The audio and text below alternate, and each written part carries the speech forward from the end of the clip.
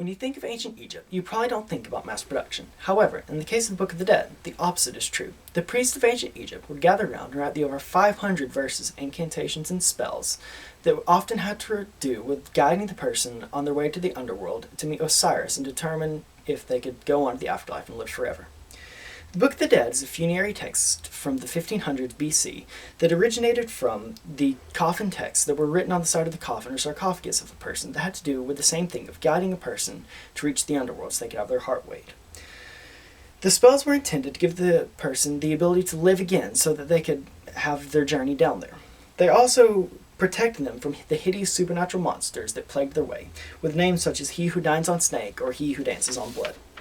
In order to survive, the deceased had to recite one of the correct incantations from the book that would either defeat the monster or have them join them on their journey to protect them. The Book of the Dead also contained the name of the person who had died to help them remember who they are and why they are on this hard journey.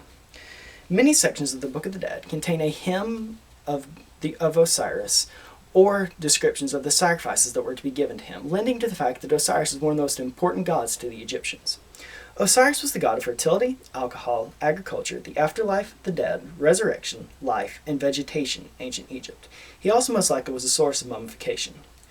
Osiris' duty was to weigh the deceased's heart against the feather of Maat, the goddess of truth and justice.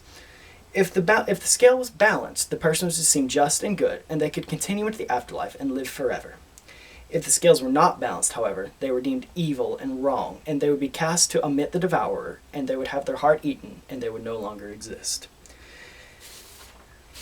The Book of the Dead is important to history because it shows us how important it was to reach the afterlife to the Egyptians, and it also shows us how much of the Egyptians' daily life was tied around pleasing Osiris.